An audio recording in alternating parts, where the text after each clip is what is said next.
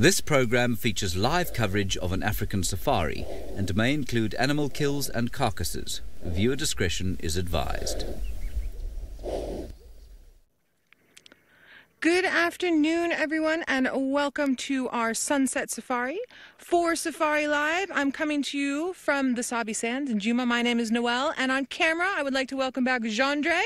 We have not been together for some time, so it's nice to have him back on board. And I would like to welcome the Riverside Schools. Hi, everybody. Welcome to what I believe is your very first drive with us. Now, what Jean-Dre had on camera earlier is some nests. They're weavers' nests.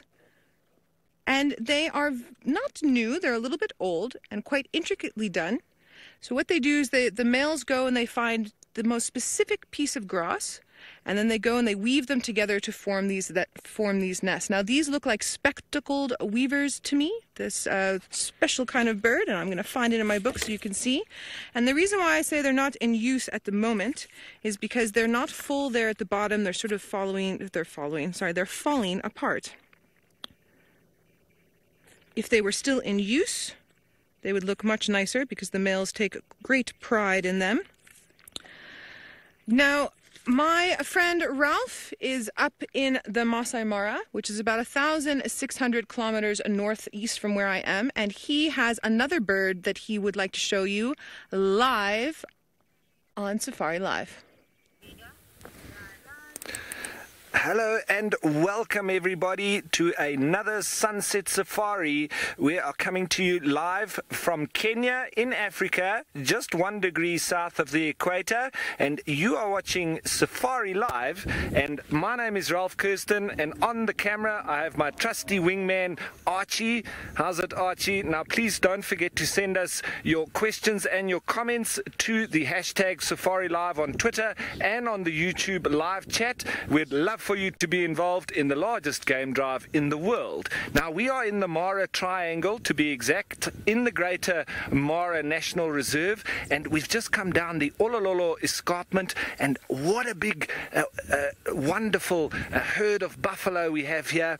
They're all just moving across. It's not too hot at the moment. It's probably about 25 degrees centigrade, around lower 80 degrees Fahrenheit, but this lovely great big herd of buffalo. Now this is the Cape buffalo that we're talking about, quite similar to that of the bison that you might find in America. And welcome to the Riverside School that has joined us from Massachusetts. Please send your questions and comments through your teacher, and please, we'd love for you to be involved. Now look at these little birdies as well that are all just catching a ride on the backs of the buffalo. They're looking for the little parasites and things that might be attached onto the buffalo. They're not actually biting them. They're picking off those little things, and they actually eat blood. So that's what those little birdies are doing. And they serve a nice purpose for the buffalo, helping in keeping the little parasites, which are quite an irritation to the buffalo. And they also help them alarm if there's a predator around. So they're very useful to the buffalo indeed. And that's why they allow them to hang on and catch a ride, and they don't worry about them at all. I think they quite enjoy them, sometimes climbing right inside their ears. But you can see how full of mud a lot of them are, because they really enjoy lying in the mud. And what that does is it cools them off when it's very hot, but then it also cakes on their body like it has there, and then they might go rub up against the tree, and that also helps in getting rid of the ticks that might be hanging on to the buffalo. So my plan for this afternoon is to head down towards the marsh area. We'll see if we can find some lions, and then we'll go and maybe catch up with the hyena den and see what they're up to. Now, I think we're going to head on over back to South Africa, and James has also got some little parasites and ticks to show you.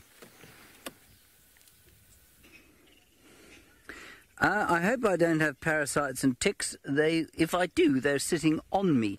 Hello everybody, my name is James and I'm lying in the grass. And I'm lying in the grass because over here, of course, it's Friday afternoon. I'm not still at school, which is rather marvellous. Don't worry, your school day will be over sooner than you think, and you'll be able to go home and enjoy the weekend. Won't that be nice?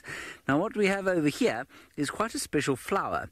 I think it is a hibiscus species. Now, it won't look like a hibiscus you've probably ever seen before, but a hibiscus plant is those enormous flowers you find in a place like Hawaii. Then you'll understand what I mean. There's big red flowers.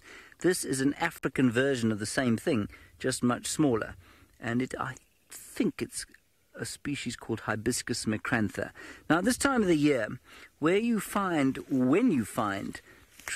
flowers like this, they're a bit of a gold mine if you like looking for smaller things, because you'll find all sorts of insects on them trying to harvest nectar or pollen, or perhaps trying to even catch aphids that are sitting on the leaves. And if I ask Senzo, who is on camera today, say hello Senzo, if I ask him to come closer, we might be able to see some ants. Now, there are hundreds and hundreds of species of ant that live around here. And some of them, yeah, here we go. There's a tiny little one there. Can you see it there, Sense? There it is. Just follow my finger. Got it?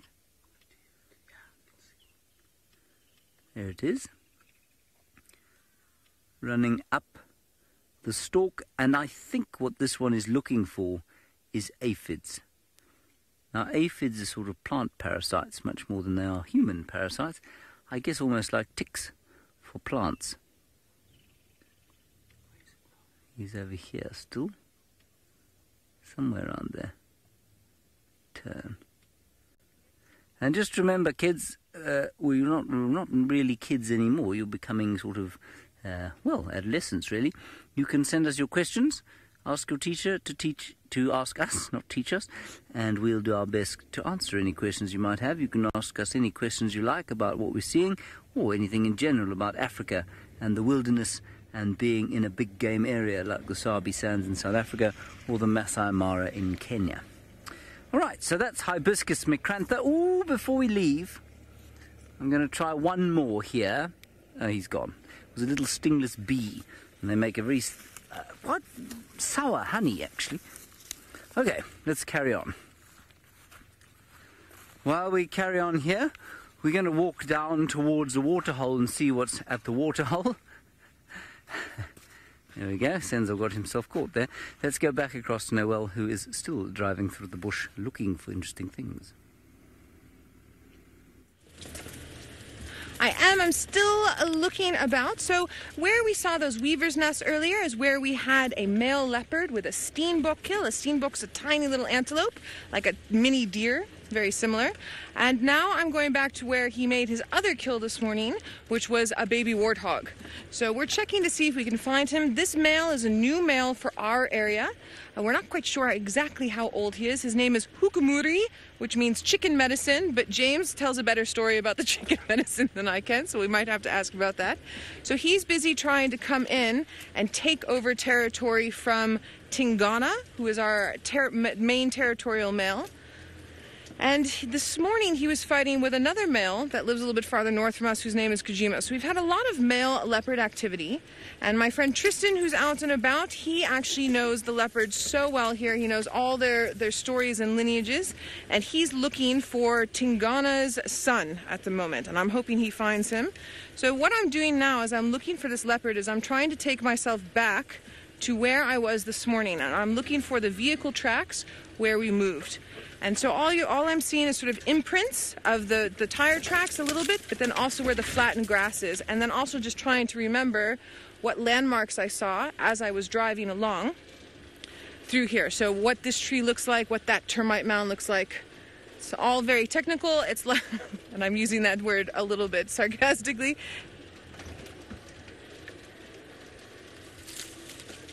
So, Kate, I believe you're asking about fire. Do we get fire out here? Kate, we do get fires, but not Fire ants. Oh, Kate, you're wondering if we have fire ants? Kate, we don't have fire ants that are bad like the ones that you'll get in the States, especially in Texas, where you have to put that meat tenderizer on to get rid of them. We do have some biting and stinging ants, but nothing as bad as the ones you are thinking of. James is very good with his ants, and because he's on bushwalk, I bet he's going to run into some. I think I have a stick stuck in my car. And we get a special kind of ant called a matabele ant that doesn't have a hive or a nest and moves from place to place with their queen and goes and raids other ant and nests and also termites, mounds and things like that. We've got many, many different types there. All right, now... Cara, good question. You'd like to know, are there lots of leopards in South Africa? So, Cara, leopards are quite elusive. They can be quite shy. It's very hard to count them. In the area that we're in, which is the greater Kruger area, we have a very high density of leopards because we have a very high density of most species. We've got the largest carrying capacity per acre in South Africa here in this area where we are because of the type of soil that we have that broke down from, maybe we might get to see the Drakensberg Mountains today and over towards the Blyde River Canyon.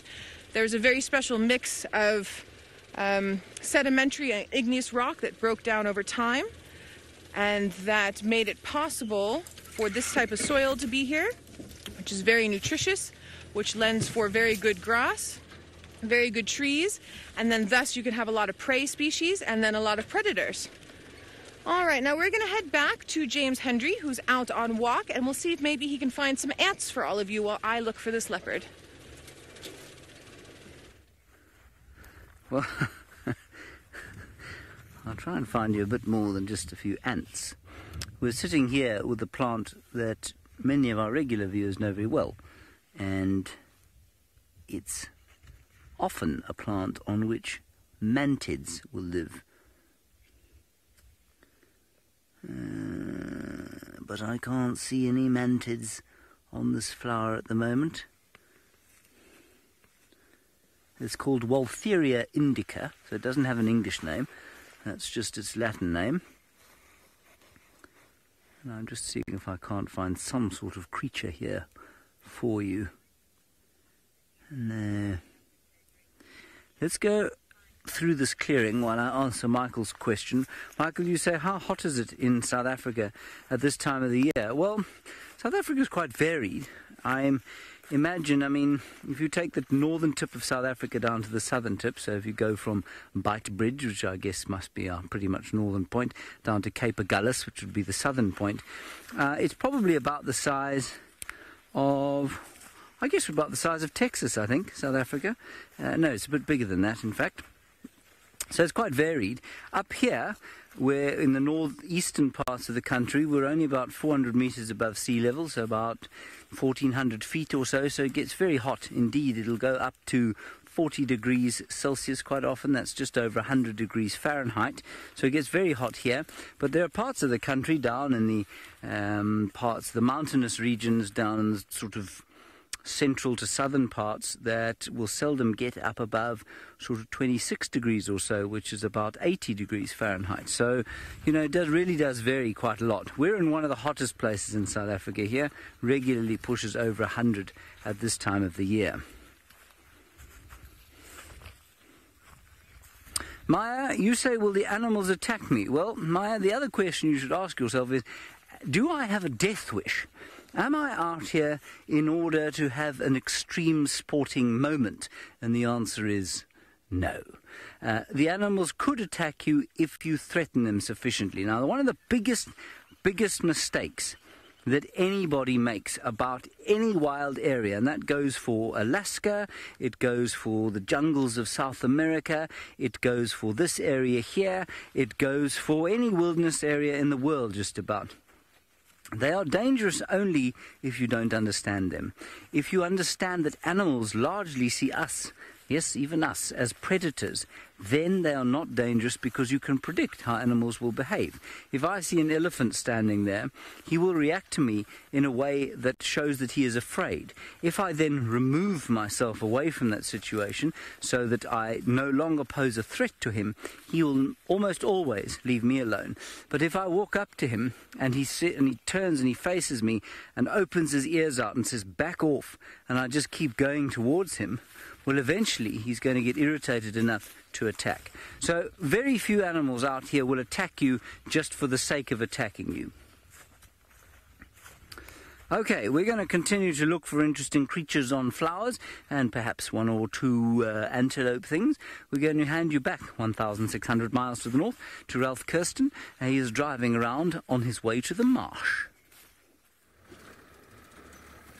Thanks, James. And, well, it seems that it's very hot back in South Africa, and it's not as hot here in Kenya at the moment, but you would think, because we are so close to the equator, that it would be very tropical here where we are, just 1 degree south of the equator, in fact. But because we are so high in altitude above sea level, it's not that hot actually. So we're about 1,600 meters above sea level, which is relatively high.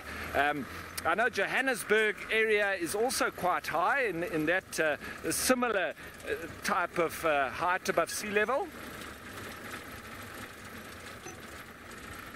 Now, Miss Stiegel, you want to know what kind of day it is here? It's a little bit overcast, it's quite breezy, and it's rather cool, actually. So we have every opportunity that maybe the predators are going to be a little bit active, and that means we might find some lions and hyenas, etc. Now, the time here is exactly 5:15, so it's a little bit in the later afternoon, but as I say, quite cool, and we're just hoping that the further we go down towards the marsh or the swampy area down towards the Mara River, which is that tree line that you see off there in the distance, that's where we might be able to find some lions and maybe some elephant, and who knows, maybe even a black rhino, and we'll hope for a little leopard walking out of the grass. But we just have to be positive. Now, Jaden, you want to know what is the biggest animal that I've seen? Well, on this particular drive, when we started now, it was those buffalo that we started with, and there was a lot of them around as well. But I'm sure that as we go further down, we'll spot some elephants, and they're one of my favorite animals, so we'll always stop nice and close to them and hopefully have a nice little experience with them as well. So, everybody, this is also one of the best areas to drive through is this lovely grassy area. And speaking of grassy area and arthropods that like to frequent in those areas, let's head you on down to James, who's got exactly one of those. I do have a little arthropod that likes to live out here. An arthropod is an animal that has jointed segments. That's what arthropod means. And so it includes insects like this one. And it includes crustaceans, of course, which would be the crabs and that sort of thing. And it includes, what else? The arachnids, which would be the spiders. This is a grasshopper, and he's called an elegant grasshopper. And you can see why. He's got a quite remarkable array of colours, including greens and yellows and reds and oranges, blacks and whites. And all of that coloration means that he is toxic. And because he's toxic, he's actually very slow moving for a grasshopper. Because most animals will not try and eat him. Most birds, which would eat grasshoppers normally, will avoid him because he'll make them sick. Now, the other thing I'm going to show you, I'm just going to ask Senzo to zoom out, and then I'm going to turn him around. I'll do that. What you can see here, this is a youngster. He's not an adult grasshopper. And we know that because he's got very small wing buds. See that? Good. There you go. So those small wing buds there indicate that he's not yet an adult. He's not able to fly yet, so he must only hop. And even the adults don't really fly, but the small wing buds, interestingly, show that he's a youngster. Now we'll just see if he jumps. Isn't he a wonderful creature? He is the most beautiful little animal. And you know, so often when people talk about Africa or coming to Africa or being in Africa, they think about lions and leopards and giraffes and buffalo and that sort of thing. And yet, here we have a gorgeous tiny creature. Nobody ever comes to Africa and asks to see a grasshopper, which is a pity. What they do often like to see, of course, is the kind of pig that Noel has got. I do have a kind of pig in the order Suidae. I just like saying Suidae. This is a warthog. It is one of two types of pigs that we get here in the wild. This one and something that is called a bush pig. It is not something we see often here, a bush pig. It's a little bit more red and has a little white crest. The one that we see most often is this warthog here. The last bush pig I've seen was at night, maybe about an hour's drive north from where we are right now. Now, these warthogs, as you can see, we're busy having a little drink out of that mud pan there. And it's a mum with two piglets. Oh, that one's getting in the water. He's so hot. It's about 82 degrees Fahrenheit here at the moment. It is a very warm afternoon, and it's slightly humid. We had a little bit of rain yesterday.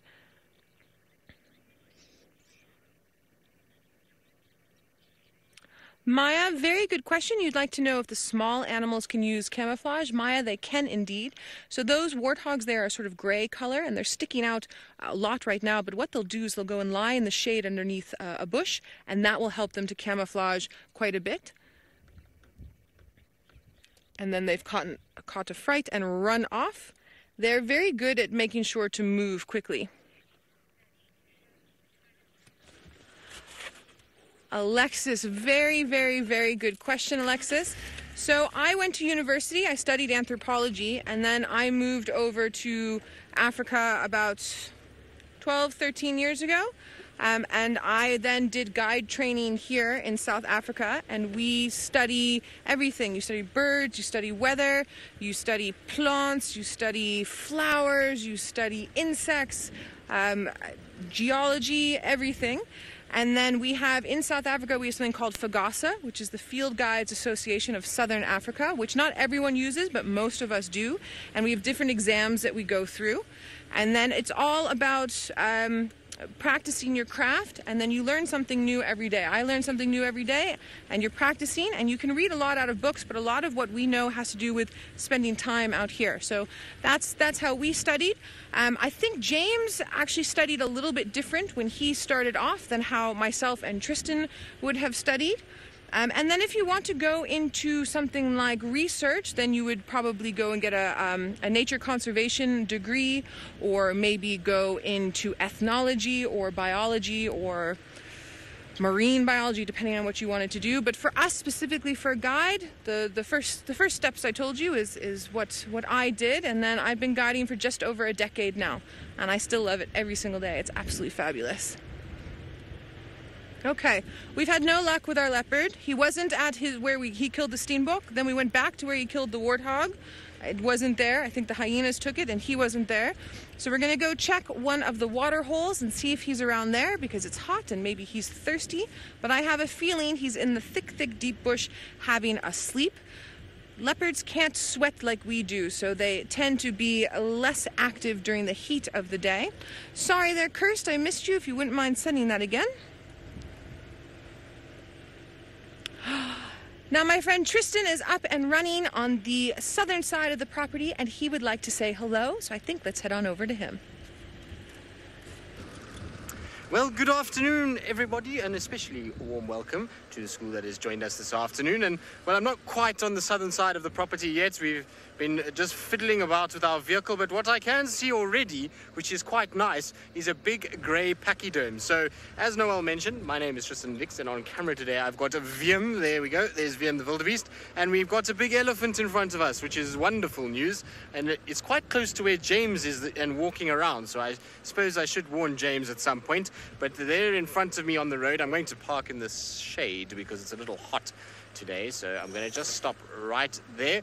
And there is our big elephant, and he's busy feeding off some marulas. So the tree that he's sitting under has got a beautiful little fruit that is falling from it at the moment, and that fruit is absolutely tasty, and so you find the elephants love it, particularly these big males. They like to come and they like to pick up those big fruits, well, small fruits, should I say, for an elephant. If you're an elephant, those are very small, and then they just pop them into their mouths. And maybe James can try and find a fruit for all of you to show you, because, well, I can't get out near the elephant, because getting out near an elephant is not the cleverest thing to do at all. They can be quite dangerous, so you've got to just kind of give them a bit of a wide berth, particularly if you're on foot. But look at how he uses his trunk just to smell and to sniff around. And what he's trying to do is smell all the ripe fruits. And so as he does that, he takes his trunk, smells the ripe fruit, and then he'll just suck it up and he'll put it into his mouth, and then he'll feed on them. Now, interestingly enough, with these marula fruits, is you'll find that this elephant won't actually eat the fruit until it's kind of gone into a pulp. All he does is he takes the fruit, he pops it into his mouth, and he squeezes down with his big crusher-like teeth, and that splits the skin of this marula fruits. And inside there is a lot of liquid. There's very little flesh. There's a lot of liquid. And so as he breaks it open, so that liquid goes in, and he gets a nice, nutritious drink more than anything else. That's where all the nutrients is, all the sugars, and all kinds of other things. Now, I can see something else that is right next to me that is very cool. Actually, VM spotted it, but that is a little steenbok. So we've gone from the really biggest of the big, which is a male elephant, to the smallest antelope that we see here in this sort of southern parts of South Africa in the Kruger National Park. And this is a big dominant male. So he is territorial dominant, which means that this area here, over here, is his. So he's going to scent mark, he's going to make sure that he keeps this area for himself, and he'll try and get a mate in this particular section. And if he does get a mate, it's like a married couple, they'll stay together forever. Michael, you're wondering if animals ever die from the heat. So, Michael, generally no, and the reason why in this area they don't is because of the fact that the temperatures really need to get very extreme for an animal to die from heat. Also, there needs to be a lack of water with that to cause them to die. If they can find water and they can find shade, then generally they can cope with even extreme temperatures. So there goes the elephant in the background. So you can see the size difference between the two. Massive elephant on the right and tiny little steenbok on the left. But they don't have to worry about each other because both of them are herbivores. They both just eat grasses and various other things. So the little steenbok doesn't have to worry. But back to the sort of temperature thing. They don't have to worry too much as long as they can get shade and water.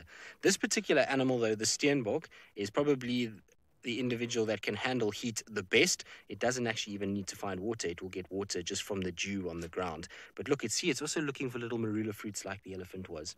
Right, well, I'm going to carry on and see what else I can go and find all of you. While I do that, let's send you back across to my friend James, who's playing about with some arachnids. Well, this is not an arachnid, everyone. It is a wasp. And it's a very special kind of wasp that likes to catch spiders. And so it's called a spider hunting wasp, and what it's looking for is Africa's equivalent of the tarantula, and that is a baboon spider, and it lives in a hole in the ground. And this wasp will paralyze the spider and then lay its eggs inside the body, or the undead body, if you like, of the spider. It's really quite scary if you happen to be the spider. Christopher, you say, is it scary touching bugs? You know, that's a very good question, because when I started in the bush, I came from the city, and I'm not someone who grew up in a wild area or a wilderness area, and that means that I was actually quite squeamish about touching bugs and insects and other things like that. But as I got more and more used to it and learnt which ones might bite me, and there are very few that will bite you, and which ones don't smell so good, and very few that don't smell so good, I got used to it, and then it wasn't so much an issue for me. Now, Tristan's elephant actually has just popped up onto the scene. Oh, has he caught something? He's digging. Look at this. I'm just going to keep my eye on the elephant, which is coming our way. Just keep looking at the wasp there.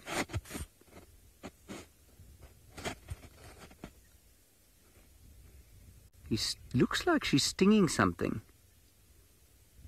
This is amazing. We've been standing here with her for quite some time. She's definitely trying to sting something. See, her sting is on the back end of her there, and it's a modified, what we call ovipositor, and that's just a sort of spike through which she lays her eggs. She's definitely found something over there. Let's keep watching. This is very special, everyone. We don't get to see this often, and I know it's not something enormous, but it's fascinating. Michael, you're wondering about poisonous animals, and I'm going to assume you mean venomous as well. Poisonous means if you eat it, like that grasshopper, for example. That grasshopper is a poisonous animal that we looked at. A venomous animal is something like a snake or a scorpion, which will sting you. If you ate them, you'd be fine, but if they sting you or bite you, then they can envenomate you and you can become quite sick. So there are lots of snakes out here. There are plenty of scorpions. Most of them will move away from us faster than we can see them. Well, Michaela, you say, why doesn't the wasp fly? Well, the wasp can fly and does fly, but obviously its prey is on the ground there, you see. And so what she's doing now is trying to dig the spider out of its hole and then sting it and render it paralyzed. I wonder also if she hasn't found the entrance to a trapdoor spider's nest. Now, a trapdoor spider is a spider that has it's got a nest in the ground that it makes a very clever little door to put over the top of. And maybe she's trying to lift the door.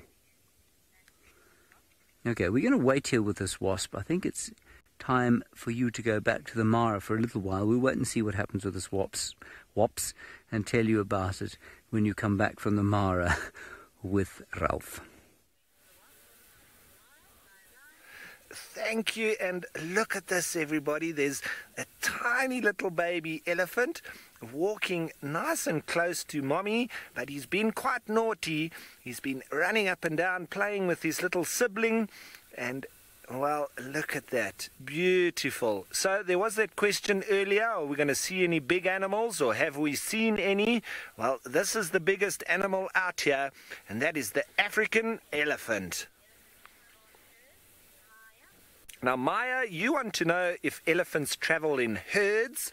Yes, they do, Maya. They have a matriarch, which is a female leader of the group, and she is in charge of the herd, and it's probably that one that was in front with the little baby. She's most likely the leader of this little herd. But you can have small herds that join up into bigger herds as well, and sometimes elephants can even be in their thousands in places. Sometimes here in the Mara we do see them in their hundreds, but at the moment we're just seeing them split up a little bit. But look how cute that little one is. It is very nice to see such a small one, very close to its mommy, but also playing around with his little brother or sister. Elijah, you want to know if I've ever been chased by an elephant? Elijah, yes, I have a couple of times, but mostly because it was my fault and I surprised the elephants, and so they gave me a little bit of a warning, and then when I tried to leave, they chased me away. But that was all my fault. Elephants aren't nasty animals. They're very clever, very intelligent, and they aren't just aggressive towards people for no reason. So I was in the wrong, and I very quickly said sorry and got out of the way of them, as you should do, because they can be dangerous because they are so big. But we just be careful and we watch their body language. And look at that. Look, you see that little liquid coming out from on the side of the behind the eye? That's from a temporal gland, and that's very normal for them to do that. Right, everybody, I'm going to continue on, see if I can find some more elephants. But while I'm doing that, let's head you on back to South Africa and James, who's on foot. Now, our wasp flew off. It gave up. Can you see where I'm pointing here? This is what it was having a go at. And I have to tell you, there's something living in here, and I don't know what it is. But in order to discover it, I'm going to have to kind of dig it up. And my worry is that I'm going to disturb it and that it will not survive the disturbance. But I'm afraid I'm so fascinated by what this thing is that I'm going to do it anyway in the hopes that it will be able to rebuild its home. And I will apologize to it. It's a spider. It is a spider. There's a baby. This, everybody, is a nest of spiders. It's an egg sac. So there are lots of spiders inside this egg sac. And it's not a baboon spider. I don't know what kind of spider it is. I'm going to put it back there. It's a spider's egg sac. And obviously that spider hunting wasp knows that, and it was looking for the spiders. Excuse me. One of the spiders did come out. Let me just, now that I've opened it, I'm going to open it again and just see if we can't find something more obvious in there. I'm pretty sure it was dug by a spider, this. Now, I'm going to say to you that you should do as I say, not as I do. What I've done here is I've created a disturbance.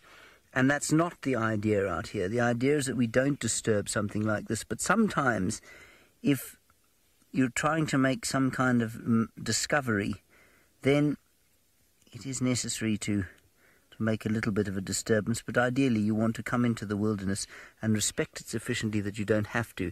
I'm going to put this grass down here now and see if there isn't an adult spider that I can just try and identify for you.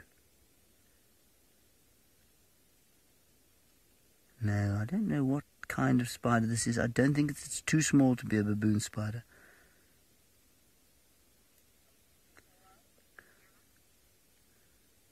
Huh. Fascinating. All right, well, we'll put this back in here. Let's go back up to Noelle. She's not too far that way, probably only about a mile away, and see her very special antelope. Thanks, James. I've got two antelope species for you. The one that you can see in the forefront is a Nyala, N-Y-A-L-A, and the ones in the background and also to the right are Impala, I-M-P-A-L-A. Now, in our area, Nyala and Impala are both very common species of antelopes. Now, the Impala live in quite large herds in general. They don't have to be large, but in our area, they're quite large. The Nyalas tend to be in much smaller groups. There's the little Nyala. So the Nyalas have stripes. It helps them camouflage into the environment. We were asking about some of the smaller species earlier. How do they camouflage? Those stripes break up the body shape. It's called disruptive markings, as well as those little dots.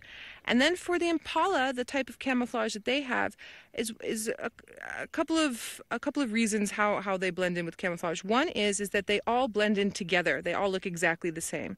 The other is when they lie down, not flat, but they sort of tuck their legs under each other on the ground, they can blend into the surroundings like that. But their main type of camouflage is to sort of stick together, and it's very difficult for a predator to pick just one out of the herd, and that's how a predator hunts.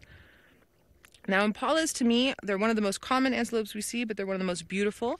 They can jump over 2 meters high, so they can jump over 6 foot high, and they can jump over 10 meters wide, so over 30 foot, so it's 10 yards, pretty much, 10 yards wide.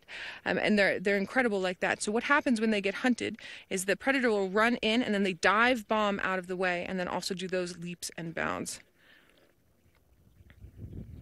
Very similar to a lot of your deer species that you would see. If you're coming from Massachusetts, you get white-tailed deer out in the woods there. White-tailed deer and impala are relatively similar in size. They also have a very special marking at the back two hooves. You can see in the middle one there, that little black marking. That's called a metatarsal gland. Impalas have those. They're the only antelope that have them. All the other species that have them are deer in North America and Europe. And that's a remnant from when there used to be a common ancestor between the deer and the impala. Now, don't forget, everyone, we are live and interactive, #SafariLive. And kiddos, you can send through those questions as much as you would like. We love hearing from you.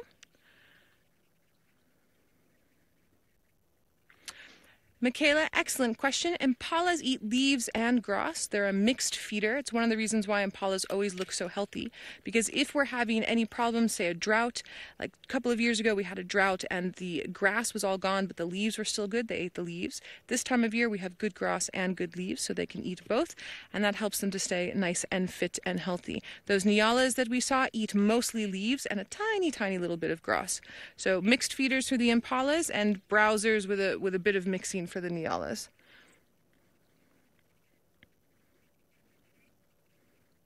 James has something exciting and special to show you on foot, so let's head on over to him quickly. We've got the same elephant that Tristan had a little bit earlier. He's moved away and he's now shaking the marula tree that he's underneath and eating the fruits that have fallen down onto the ground. Now he's probably about 80 meters or so away from us, and you're all good at maths, I'm sure. You can multiply that by 3.25 to get to the number of feet. So that's 240 plus 20 or 260 feet away from us. And he's very relaxed. I don't know if he knows that we're here. So what we'll do is just check the wind. This is just a sock with some ash in it. And you can see the ash flowing away from the elephant, so he won't be able to smell us. He could probably see us if he looked this way. Now, MJ, you want to know how long an elephant can live? Well, in this area, between 65 and 70 years probably, so they get quite old. And I'd say this guy was between 40 and 50. I think he's a pretty old bull. So if he was to turn around, see us and open his ears out and shake his head and say, go away, I wouldn't be asking any questions. I'd be disappearing very quickly. That's a 6-ton animal. That means he weighs 6,000 kilograms or about 16,000 pounds. Isn't he gorgeous?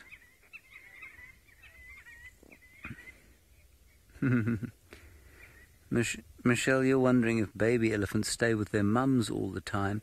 Yes, they do. They're not always with their mothers, but they're always in the same herd as their mothers. And so as they get older, they will spend time with their aunts and their sisters and brothers, and then the males will leave the herd eventually. So if they are bull elephants like this one, when they're 17 or 18 or so, their mothers or the oldest female in the herd will toss them out because they get a bit painful to be around, just like human beings of the same age. And then they must live on their own. But the females, so the young cows, will stay within that same herd that they were born into, often for life. Sometimes the herds will split up into smaller units, but often a female elephant will stay with her mother until the mother dies. Yeah, he's got big tusks, this fellow, and he's very heavy. He's a properly big bull. I don't think we're going to go anywhere from this elephant. I think he's great to be viewing on foot. So while we do that, let's go across to Noel, who's got a whoop whoop. Whoop whoop. Elephants on foot is one of my favorite things, so I'm glad you all got to enjoy that with James. I've got an African hoopoe for you on screen now. Notice his beak, very long and slender. It's called a D-curved beak. It helps to probe into the ground and sometimes into trees to help pull insects out to eat them. He's a very specialized insect feeder.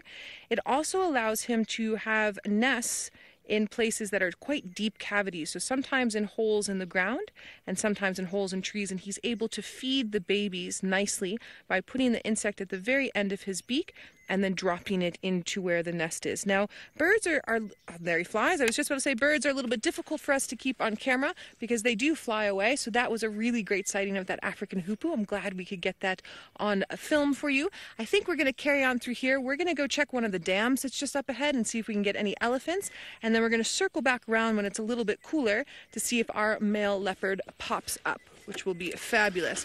We're also going to keep our eyes out for anything else that might be around. Ooh, Maya, very good question. Elephants, in fact, do have predators, Maya. They have predators in the form of humans. That's one type of predator. They're hunted for sport, and they're also hunted illegally, which is called poaching, for their ivory. Their tusks that come out are your two front teeth. And there's many places in Africa, specifically East Africa, where that happens, and it's worth quite a bit of money. Then there are predators in the environment here where we're sitting if you take humans out of it. When they're teeny, teeny, tiny, could be a clan of hyenas. Spotted hyenas could take out a small elephant. The herd does protect them. Small elephants as well could be taken out by a leopard, and then large elephants from small to large can be taken down by lions. Now, everyone, we hope you enjoyed your time with us here at Safari Live. We hope you join us again, excuse me, I'm having trouble speaking the English language today. And you must enjoy the rest of your school day, and we'll see you all soon. Oh, and now we're going to head up to Ralph and see what he has going on in the Maasai Mara.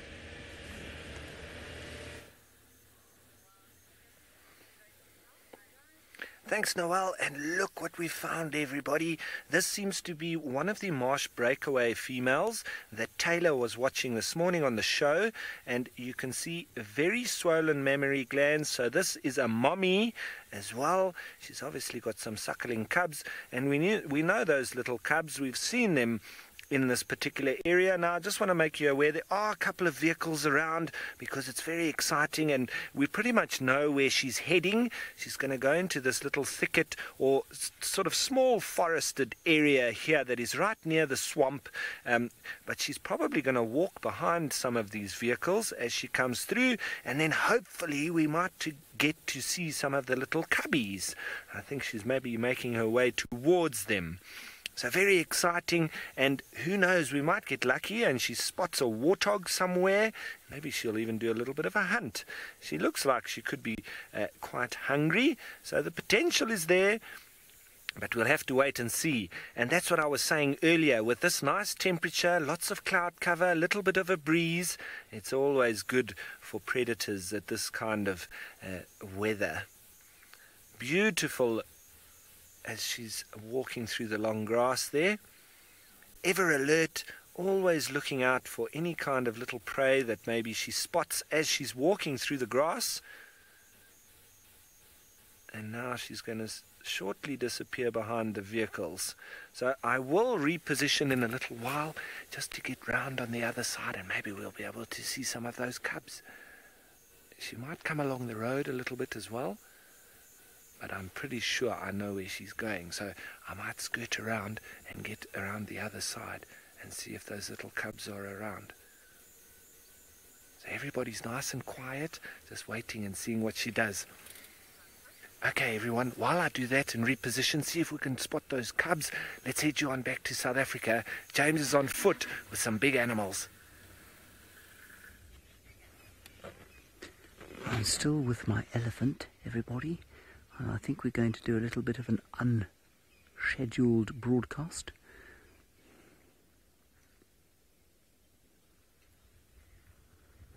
Right. Good afternoon for those of you who've just joined us. We are standing here in the Sabi Sands of South Africa, part of the greater Kruger National Park, 8.5 million acres of untrammeled wilderness. My name is James Henry, and I'm standing with an elephant bull on foot, and he is eating marula fruits and tossing sand on his face. Yes, that's what they do on Friday afternoons. Please ask any questions you'd like to. I'd love to hear from you while we try and get another view of this elephant. Now we're going to move very carefully. He's a big old bull. I think he's probably about 35 to 40 years, no, probably even older than that, probably between 40 and 50 years old. If he looks this way, he will probably see us, but we're a good 80 meters or so from him now. And so, should he become aware of us, we'll just kind of melt over the top of the ridge here. And what we want to make sure is that he doesn't smell us. This is a sock full of ash. It's not just for effect. And the wind's perfect for us, so it's blowing from behind us that way. We're just going to move around. There's a termite mound here that we can get towards. We'll use some cover to get there. Keep our voices nice and low, and all the time make sure that we have an escape road. David, you want to know how many pounds this fellow weighs? Well, he weighs about 6 tons. That's 6,000 kilograms. You could multiply that by 2.2, and you will get to roughly, I imagine, 16,000 pounds odd. It's quite a lot of pounds, really. 16,000. He's not to be trifled with. We'll get a nice view of him now behind this tree.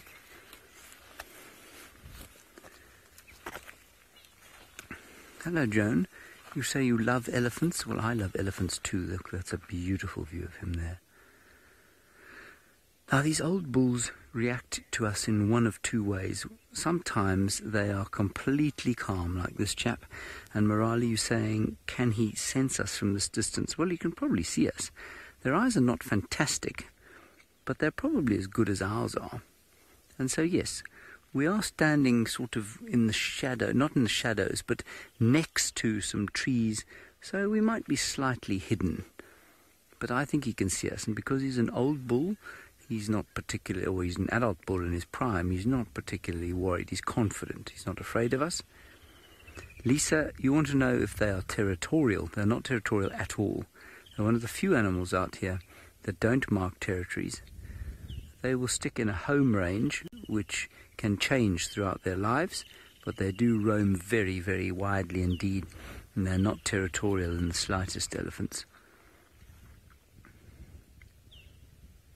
There's a lovely southeast wind blowing our scent away from him. I'm pretty sure he can see us, and they've also got very good ears, which means they should be able to hear us. Elena, you want to know why he's all on his own and not in a herd. In fact, there is a herd of elephants. Senzo, can you see them across there?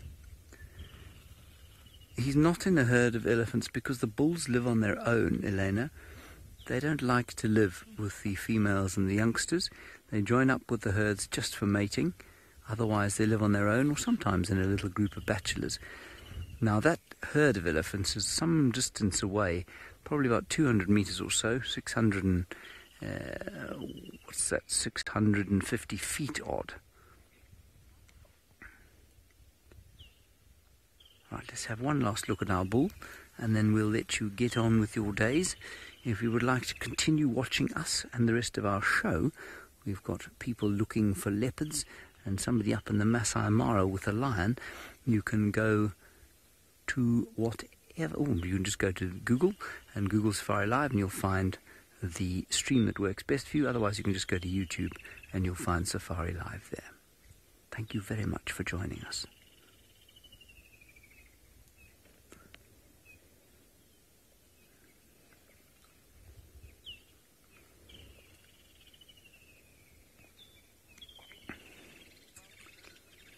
All right, Ralphie has managed to outdo me this afternoon while I'm standing with this massive elephant bull, overcome with emotion and his magnificence. You are now going to become overcome with emotion at something much smaller and cuter.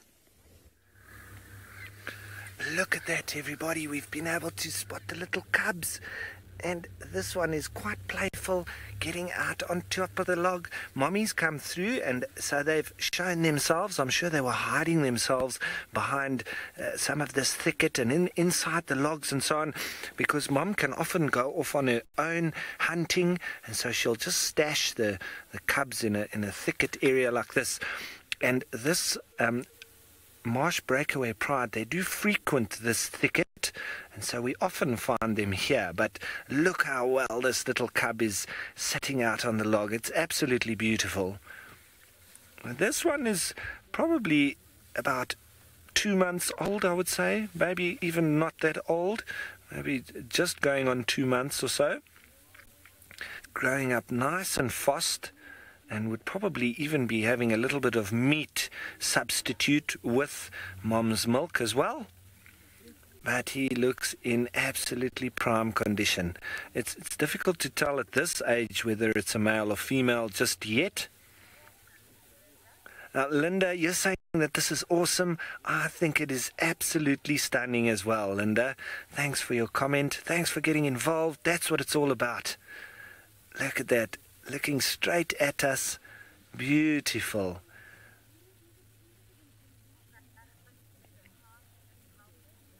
Now, Madison, you're saying that your heart just melted.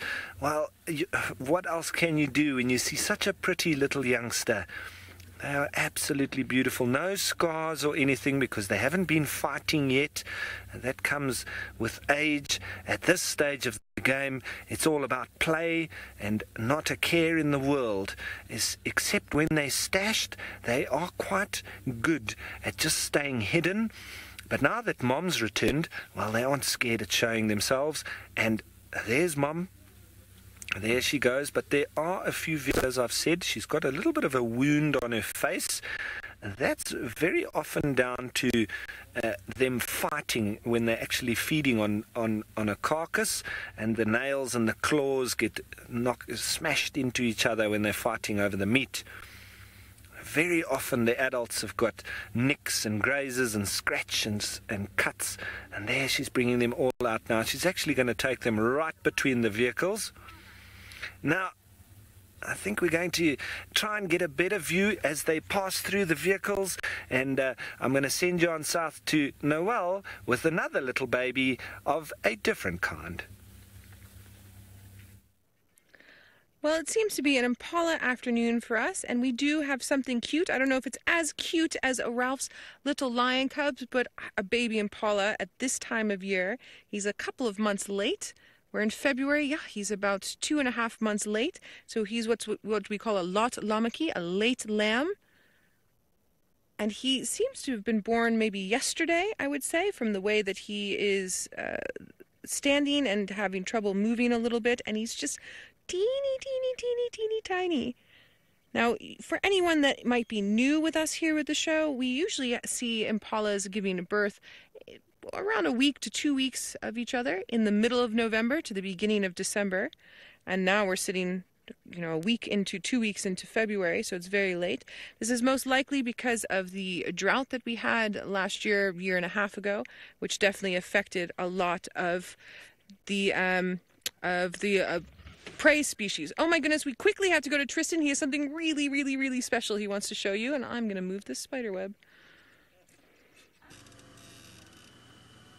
Indeed we do. So we've come to Chitwa Dam, hoping to find Hosana, and we've found him. And as we got here, he went flying past us and went into this little gully system, and he's managed to grab himself what I think is an Egyptian goose. I'm not 100% sure. We're trying to get into a better position to see, but it looks like a duck that he's grabbed, or a Egyptian goose youngster. I can't see nicely, and where it was hiding, I have no idea, because he was sniffing about, and then all of a sudden he went running, and he's kind of looking at it a bit perplexed at this stage.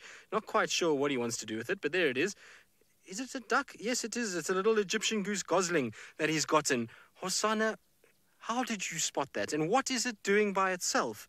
Now, I know some of you is a bit sensitive because obviously it's a little baby that's been taken, which is not ideal, and it's never nice to see that. But these poor Egyptian geese, if it's not from fish eagles and big catfish and crocodiles, it's the marauding Hosana behind Chitwa Dam Wall.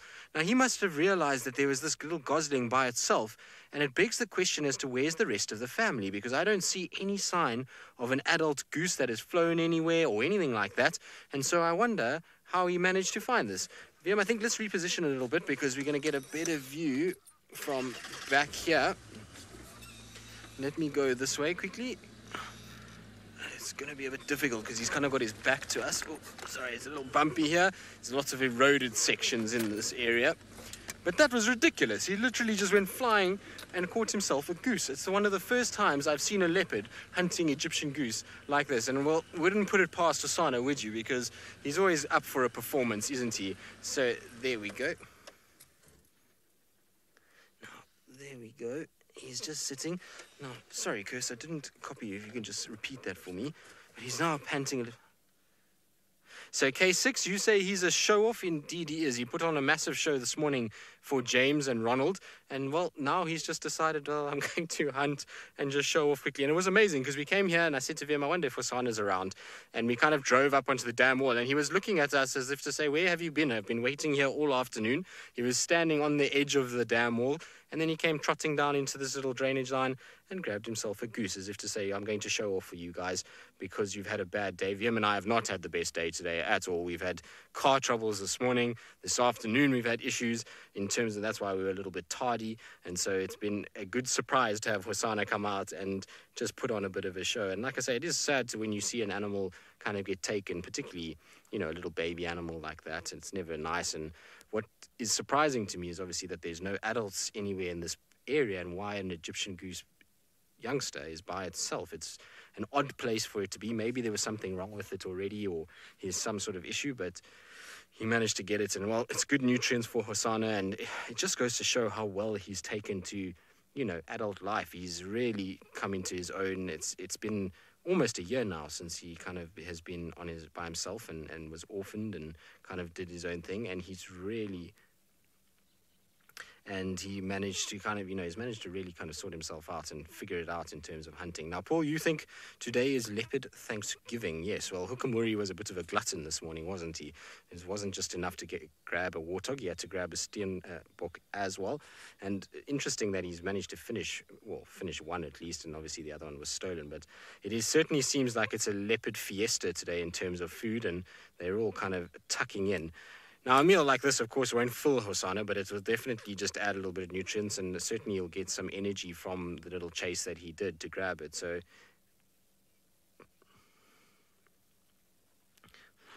Beck, you say you guess that an Egyptian goose tastes better than a rubber wheel. Well, I would imagine so, even though it seems as though he's gulping it down just as much as he did Ronald's tire, because poor Ronald sustained some damage once again.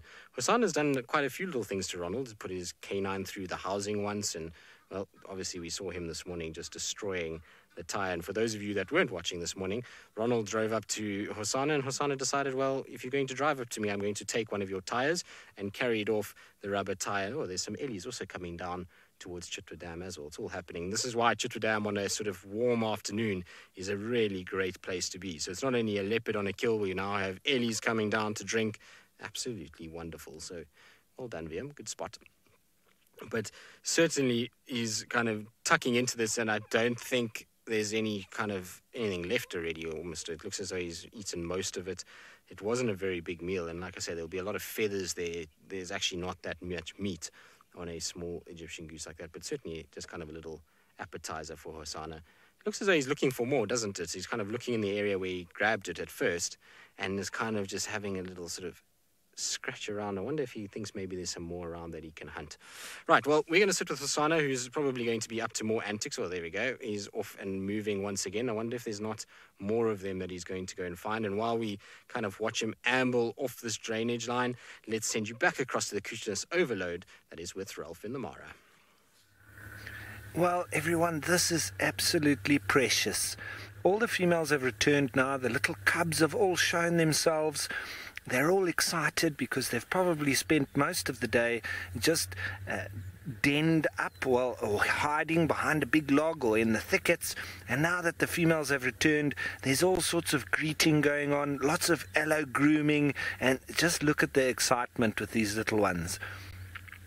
That is so precious. And now the energy starts coming through. Not a care in the world, lots of playtime, and I couldn't have asked for more than this. This is too epic. It's wonderful. And I must tell you that this is now my last drive in the Mara for a little while. I will be heading back to South Africa, so this is an absolute gift for me to be with this pride of lions.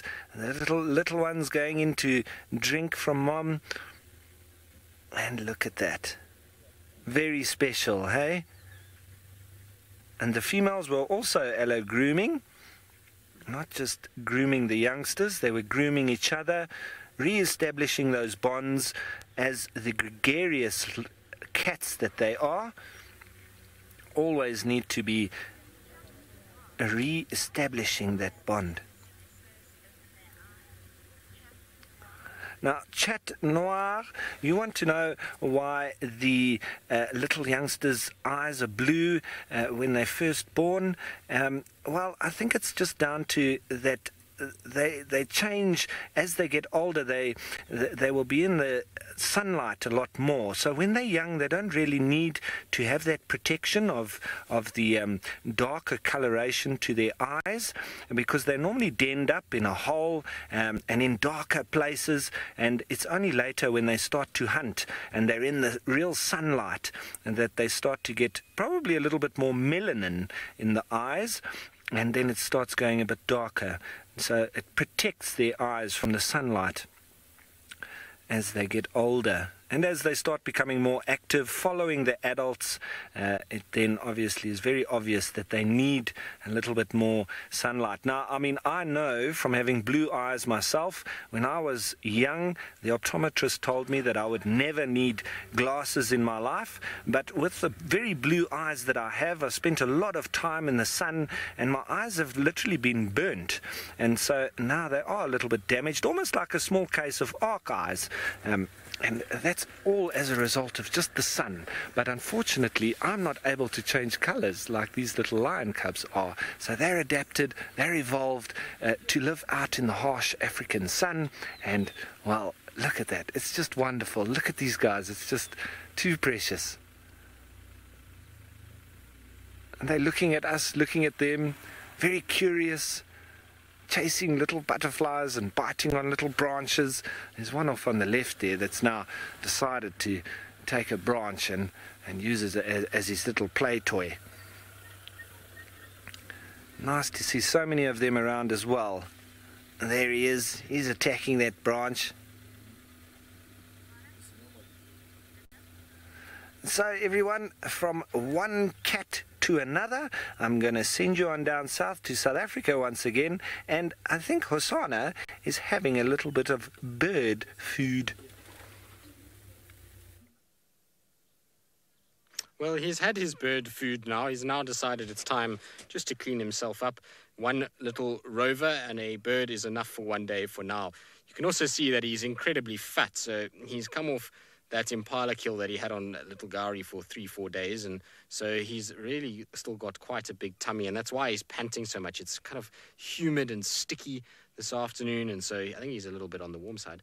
Hosana, what are you up to? He's very curious this afternoon. He's kind of looking around everywhere. I wonder if it's because the ellies are drinking that he can hear them, but he can't see them, so he's just kind of wondering, how can I go and investigate and see what's going on? But how cool is this? He is such an epic specimen, and he's getting so big now. He's starting to look more and more like a big male leopard.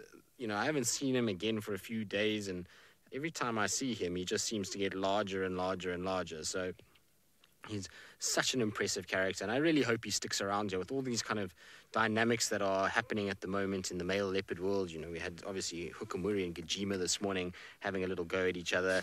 You know, to see how this is all playing out, I hope it just doesn't affect Hosana and his ability to stay in this area, because he really is such a cool cat to have around, and he's delightful in terms of all of the things that he gets up to. I really enjoy spending time with him as well.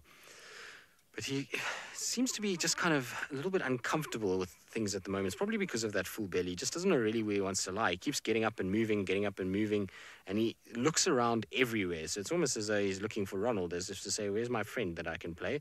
Well, Hosana, you ate him. So there's going to be no friend for a few weeks, unfortunately, until Ronald has got some running repairs.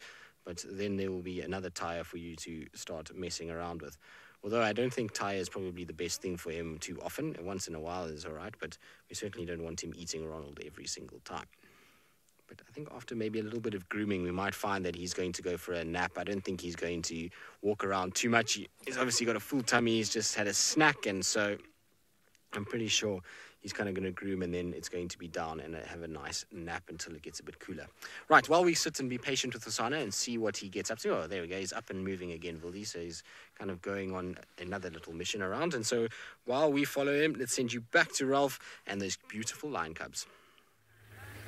Well, everyone, we're still here with this little group. I mean, I can't go anywhere. It's just too entertaining. And in a moment, we are going to do an action broadcast. Just so that you know, I'm going to reintroduce myself and introduce all the new viewers, because we put that out on the platforms, on the normally on Facebook, and then you can go out and watch that at any time. And this is just perfect for that kind of scenario. So let's see what these little youngsters get up to. and we'll put that together and stick it out on Facebook. And they're stalking each other, they're doing all sorts.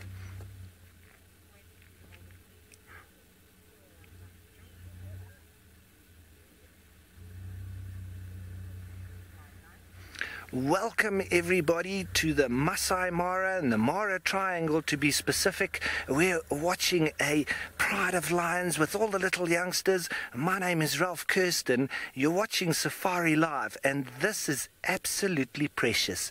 Look, there's a few females around. I think there's 4 of them here, but there's another one that's across over the plain, and she seems to possibly be looking out for some warthogs. But these females have just returned to their cubs, and that's why they're all so full of energy, because they've probably been hidden up behind a log in the thickets for most part of the day. And now that the females and the adults have returned, they are able just to let their energy out and have some fun. And this is very important play time. They do get to learn a lot when they're doing that, getting all the muscle memory that they need for when they're an adult. And so it's very entertaining to watch, but also a very important part of their lives. You can see the females with very swollen mammary glands, and that's obviously because the little youngsters have been suckling off of her. There's 2 different ages of cubs here as the one climbs over mom, using her as a jungle gym. Alfred, you're saying good morning from California. Good morning, Alfred. It is afternoon for us, but it's great that you're joining us from all the way on the other side of the world, looking at these little cubs. They are too precious, wonderful to see.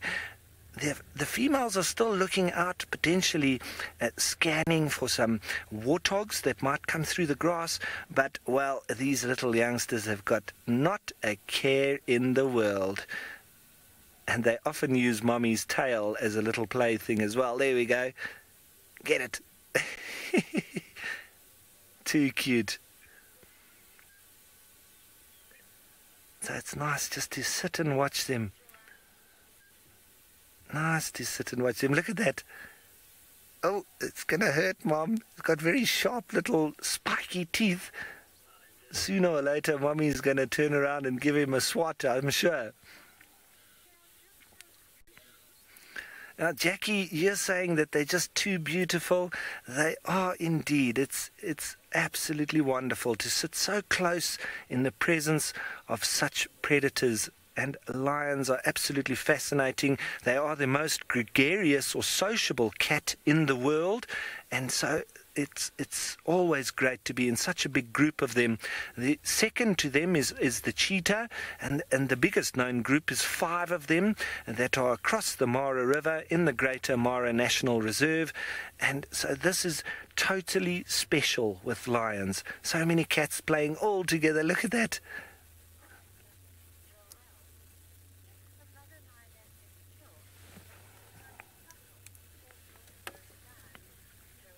Now, Joelle, you're wondering if one of the females had to be killed, would another female be able to feed the cubs, before the milk goes bad? Yes, because they are so gregarious, they can allo-suckle, and if one of those females had to die, well, they would just look after and adopt those other little cubs. So very, very special, that with lions. Look at the little tag they're playing there.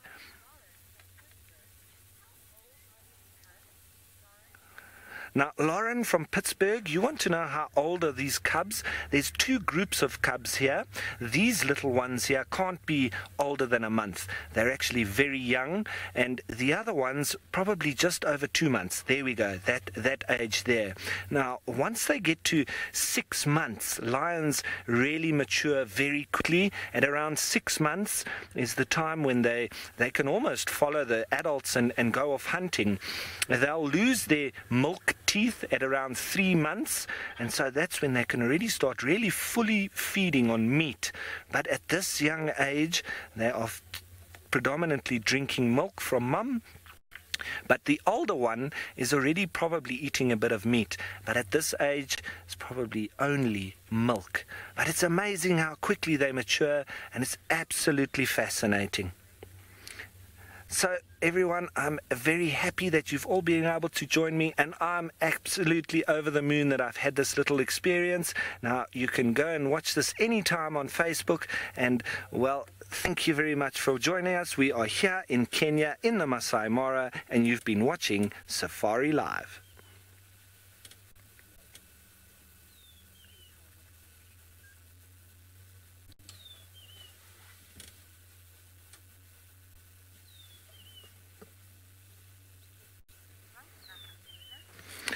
Okay, everyone, so that was a nice little action broadcast, and just in time they've all seemed to have gone very quiet. So while we stay here and see if it hots up again, let's head you on down to South Africa and my good friend Noel, who's got one of those big animals that like to stay in the water. Ralph, I have to say I'm very jealous of your lion cubs. I hope you're enjoying them and still enjoying the Mara. We miss you down here in South Africa. And I have a hippo who was being extremely active. He was gaping, he was rising up out of the water and opening his jaw to the full, and then he was rolling all the way around where he was, and he's now decided, because we're live, that he's just going to sit in Buffelshoek Dam, as hippos do, and have a little bit of a rest. We've got some really beautiful European swallows, barn swallows, that are dipping down and grabbing something to drink. I'm going to see if we can maybe, when they come back around, if we can, sorry about that we can maybe see them. They're coming in. It's a nice temperature right now for them to be drinking, so it's still a bit warm, but it's cooled down a little bit.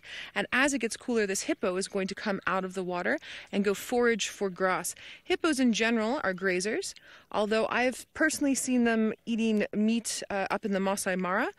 During the migration, I watched them steal a baby zebra away from a crocodile, and then I've also seen them eating meat in South Kruger National Park in Zambia, but it's not a normal occurrence. I've seen it when there's a lot of opportunity for it, and I've seen it when there's not enough resources for them elsewhere, and it's usually with males like this one that we have here. Hippos are very territorial, and this male is always in this dam. He had a couple of friends a little while ago, but they moved off, and there's no ladies. Oh, there. We got it just there, that barn swallow right in front of the hippo. Well done. Thank you. I love swallows. Coming down from Europe, one of our migratory birds. Now, because we are doing lots of birding action today, James, who's still on his own 2 feet, no one else's feet, just his own 2 feet, has a bird that he would like to show you. It'd be a bit odd if I was on someone else's feet, wouldn't it? What we've got there are some francolins, and we very seldom get this kind of view of francolins on foot. It's really rather special. And at this range you can see the rather remarkable colours they have. These are the uber-common crested francolins, a little bit like the uber-common impala. They are often overlooked, despite their, I would guess magnificence might be a slightly strong term, but certainly their attractiveness and the detail in their plumage, I think, is always so impressive. Now, we've come down just towards the Vuyatela Dam, or Djuma Dam. So we heard some of these birds alarm calling. In fact, I can still hear some alarm calling, and I'm not sure what they're having a go at. Just listening very carefully, because Hukamori-san has not been found today after this morning's exploits, murderous exploits they were. I don't know if you watched him today. I'm sure Noelle's explained to you what she saw. But he hasn't been found, and he was heading in this direction. Now, I'm not sure if anyone's actually seen him on foot yet. I'd be quite pleased to be the first. Anyway, we're going to go and check over here and see what those birds are shouting at. While we do that, you can go back to Hosanna, who ate, I think, the goose, the gosling, the last gosling from a pair of Egyptian geese. I was looking at that little gosling this morning and hoping that it would survive, and it hasn't. Well, I'm sorry, James, if you were hoping that it would survive. It's most certainly has not survived, unfortunately, and it is now inside the belly of poor Hosanna. Well, not poor Hosanna. I suppose Hosanna is feeling much very much chuffed with himself. As you can see there, he's kind of standing with his head held high, and he's just surveying his area at the moment. He's such a funny cat. Watching him here, and he kind of moves, and then he lies down for a little bit, and then he's like, no, I don't want to lie here. Then he gets up and he moves a little bit more. Then he sees something moving, then he goes and investigates that. If the grass blows too much, then he investigates that. Then he goes to the trees and checks around there, and then he lies down again, and then he's up again. So he just, I don't think, once knows what he wants to do at the moment, but he's enjoying a bit of a breeze up there as well. There's a nice little wind that's blowing, so on top of this damn wall, if he gets a little higher, he'll be able to cool himself down nicely. John Michael, you're wondering if I think Hosana will move away from this area eventually.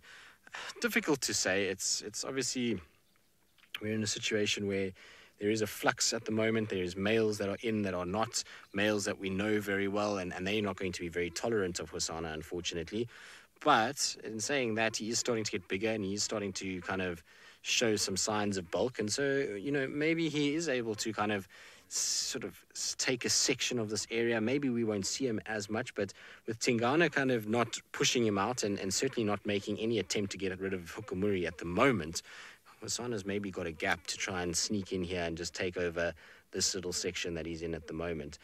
The thing is, though, he's going to get a lot of competition. If Tingana's not around, you're going to soon find Quarantine pushing for this area. You're going to find Hukumuri obviously moving. Gajima maybe he's going to start making inroads. So there's a lot of big males around Hosana that he's really going to have to pay attention and really kind of watch in order to stay around here. So it's anyone's guess at this stage. I really hope he does. Look at him. What's not to love about this cat? He kind of always has this happy-go-lucky feel to him.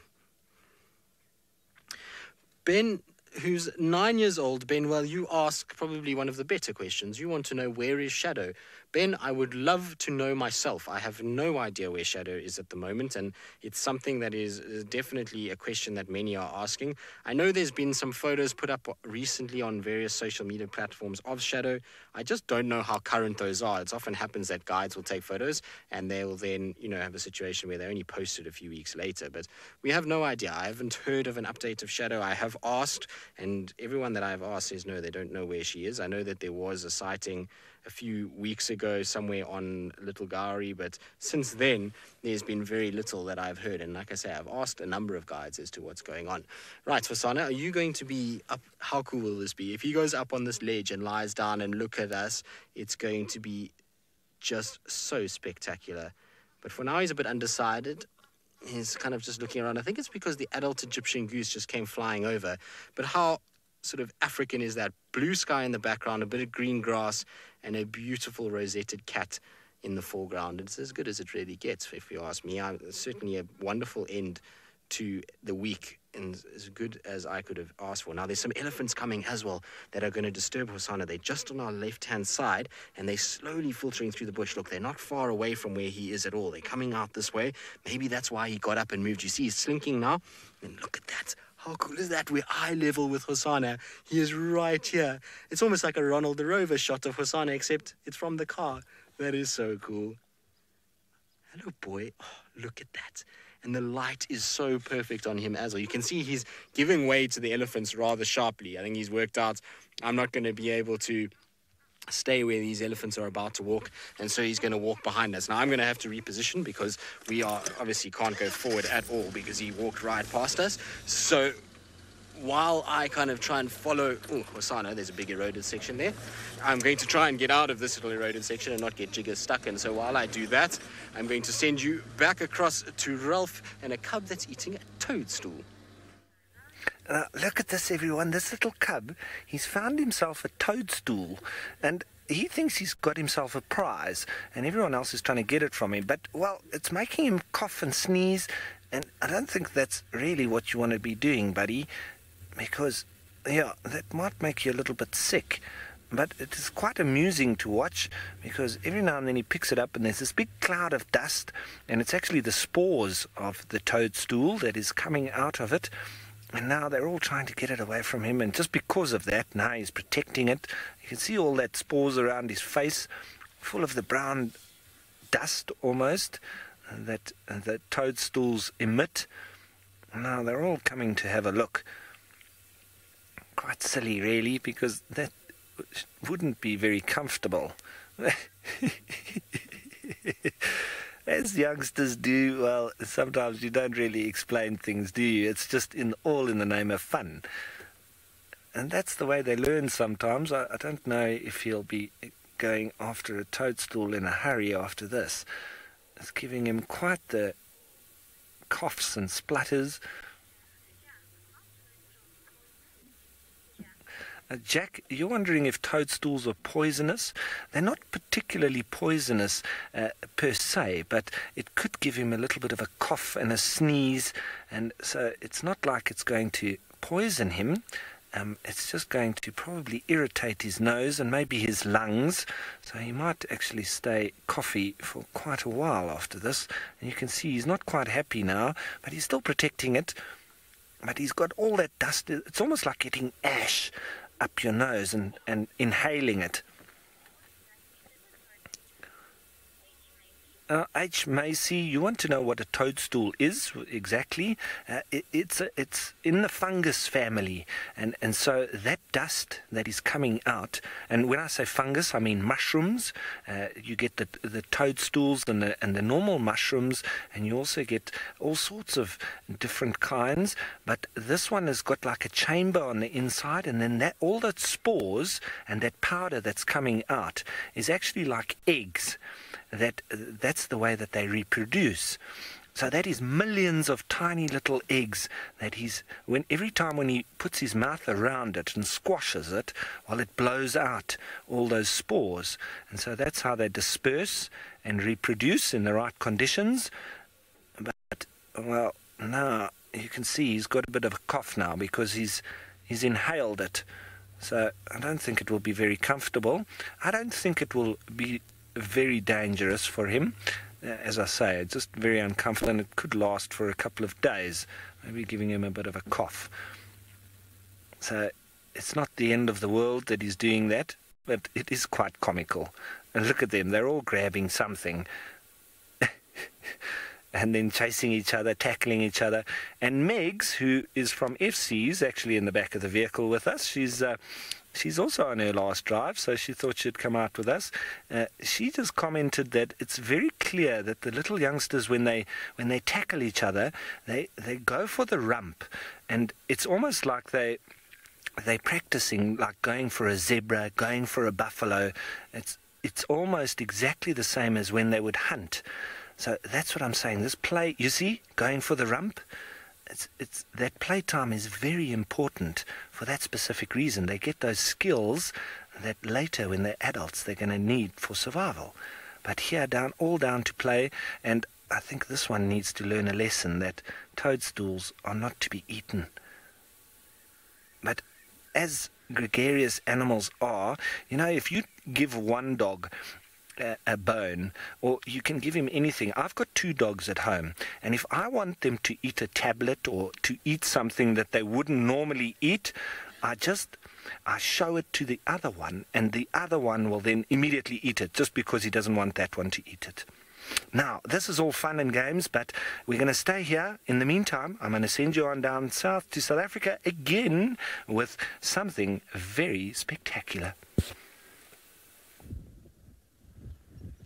Indeed. Well, Hosana and he's joined by a whole bunch of Ellies who are having the best time playing around in Chitwa Dam. So Chitwa Dam is spoiling us this afternoon. Lots happening. There's Hosana. He's now hunting something else. I don't know what it is. I think maybe a monitor lizard that went running into a hole here because he's sniffing around. He was stalking and moving and looking, and he's looking as though he's found something, isn't it? He's kind of got a sort of very quizzical look. And there, the paw's going in to the bank. What have you got there, Hosana? I wonder if he's found something in there. Like I say, maybe a monitor lizard.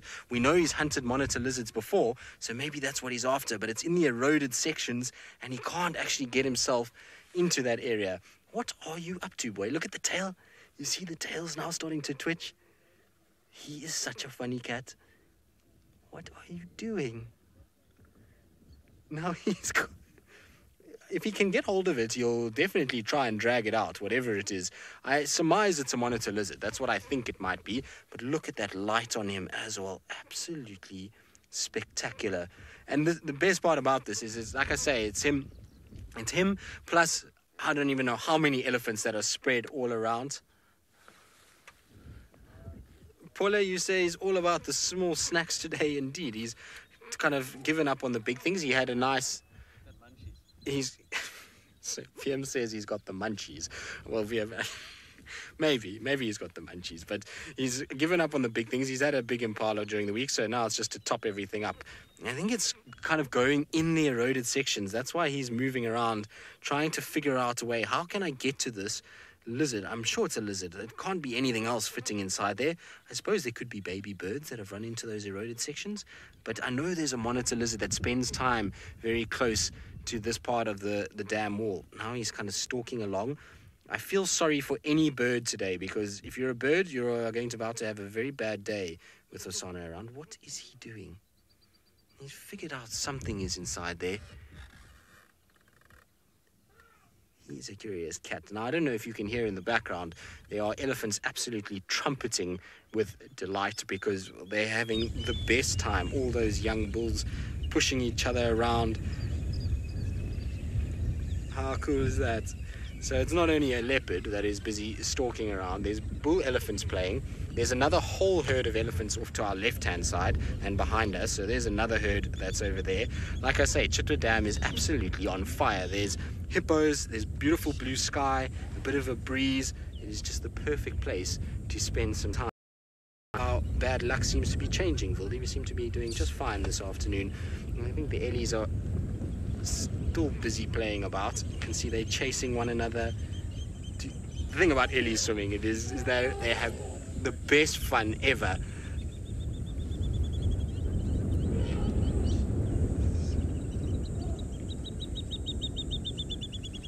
Right, now we're going to show off all of these animals, not just to all of you, but I think we shall do an action broadcast as well, just because of the fact that we've got swimming ellies, we've got a leopard. It just seems to be all happening. So I'm going to hold off speaking shortly so that we can just get everybody to join us this afternoon, and more the merrier when you have sightings like this, that's for sure.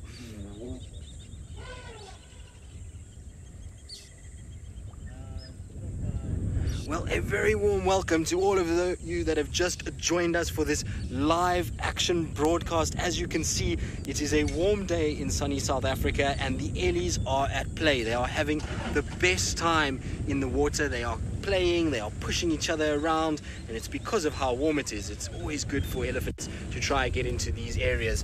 Now, my name is Tristan. On camera today I've got Wiem, and it is not just the Ellies that we have here. We also have a game drive vehicle that is driving past us. They are also here to try and see some of the animals that are around. There is one other creature that is sitting here, and it is sitting just off to my left. So not only do we have swimming Ellies, but we have a lurking leopard as well. Now, this is a young male leopard that hangs around in this area. He's one of the more famous leopards, and look, he's stalking. You see, he's gone into stalk mode. We've already seen him kill an Egyptian goose chick here this afternoon, and now he's starting to look as though he's spotted something inside that little thicket.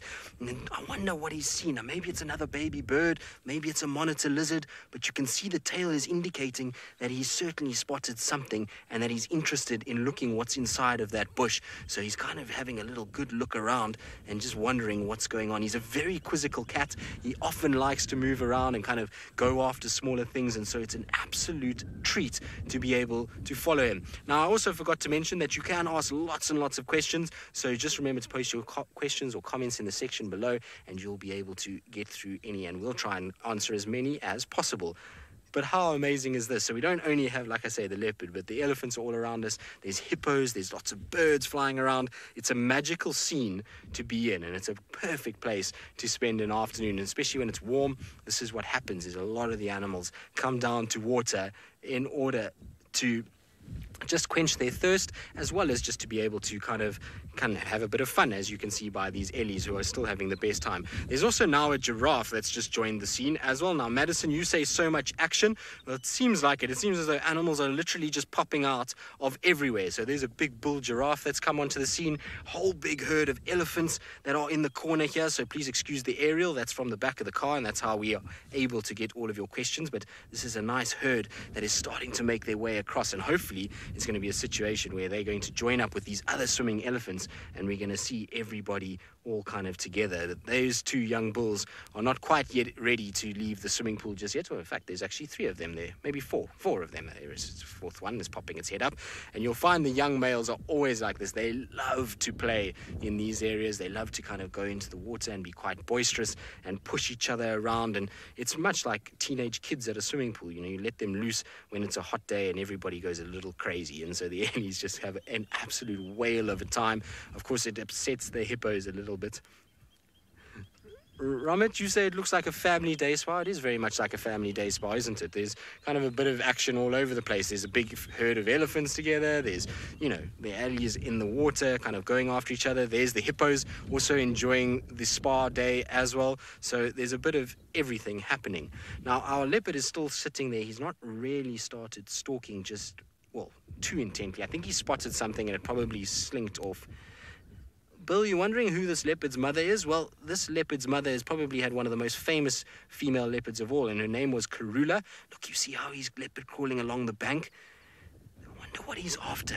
I'm sure there must be a bird or a lizard down below that he's looking at. Now, he has to be very, very careful because in this water point here are very big crocodiles. There's 2 big crocodiles here that could be very dangerous to him. So he needs to be a little careful about what he's doing and how close he actually gets to the water. And so he hopefully is going to stop a little bit further away, because talking about his mother taught him a very valuable lesson about a year ago. I think it was about 2 or 3 days ago to the day that he actually was down close to water with his sister, and his mom came in and pulled them away from that area because there was a crocodile in the water, and she was hissing at the crocodile, and it was almost a lesson to the cubs that you need to be very careful when you go down to big water points like this. And so he's kind of being a little bit more wary. Hopefully he doesn't venture too close, because like I say, a crocodile would definitely latch onto him.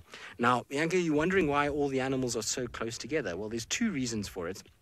One is, like I say, it's a very warm day today, which means that all the animals are coming down for a late afternoon drink. They've lost a lot of moisture through the day, trying to stay cool in the form of, sweating, or in the fact that they've got to kind of stand in the sun, and particularly something like an elephant.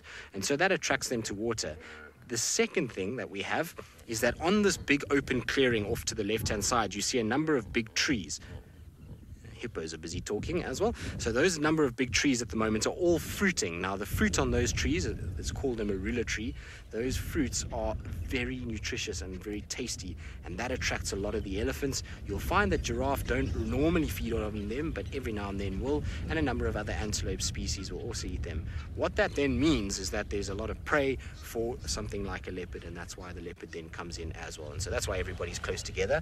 The reason the elephants aren't too worried about the leopard is because the elephants are far too big for a leopard to be going after, especially a younger male like this. He's not going to challenge big bull elephants or even young male elephants. They're far too large and too strong for him. So have a situation where he's not worrying the elephants are not worrying him, and that's why everybody's kind of close together. Now, Dory, you say this is on your bucket list of places to go. Well, Dory, I hope one day you will be able to get out here. It is absolutely phenomenal to be in the wilds of Africa. We are so fortunate to be able to spend a lot of time out here, and hopefully you are loving seeing a bit of Africa. Now, Ian has just gone in on a couple of birds. There's actually 4 different species of bird there.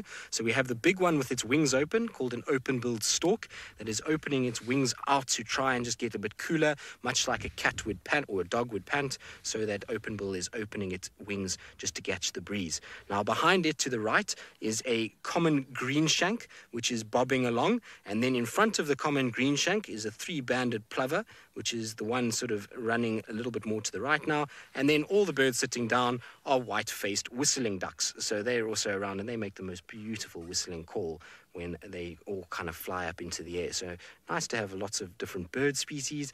And there's our leopard. He's up and moving again. What have you seen? I wonder what's there. I think maybe there's a bird or something that he's trying to follow. You can see the flies are irritating him a bit as well. His coat is constantly twitching, and that's because of those little insects that are landing on him. There's a number of what we call biting flies at the moment, and the biting flies are very irritating. They hurt when they kind of get onto your coat or your skin. So, Michael, you're wondering, is this really live? Michael, to quote my good friend Brent Leo Smith, who is another one of our presenters, this is 100% live. And so we are coming to you from Africa. And hopefully, Michael, you have some questions that you would like to know about any of the animals that we've seen this afternoon so far. So the elephants or the leopard or the hippos or any of those kind of things. And you'll be able to then ask away and we will be able to answer them for you just to show you how live it actually is. Now, there's our boy just peering through the bushes. Is there something in there? I wonder if it's something in the bushes itself that he's busy watching at the moment. Certainly seems interested in something in there. Are you going to come out, Hosanna? Now, this male, we call him Hosanna because Hosanna is the little chief or little prince. And so it's because of his kind of calm demeanor and the fact that he was born to this very famous female who was the kind of queen of this area that he got this royal title. Right. Now, I think he's possibly found himself a little shady patch where he's going to lie down and just take a rest. And so we're going to carry on with our afternoon and we're going to leave you all here. But remember that you can catch us on wildsafariLive.com. And it is an absolute pleasure to have had you all with us. Hopefully you enjoyed it. And we'll leave you with one last view of the beautiful scenery at Chitwa.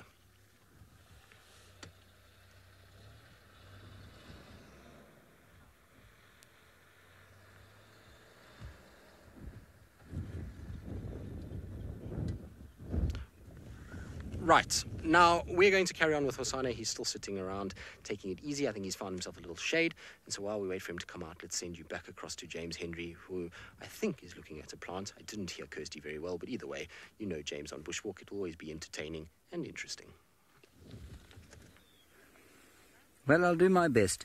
I must just say, you've obviously been having a wonderful time down at the waterhole there. It's one of those very rare afternoons at the moment that just has a feeling of perfection about it.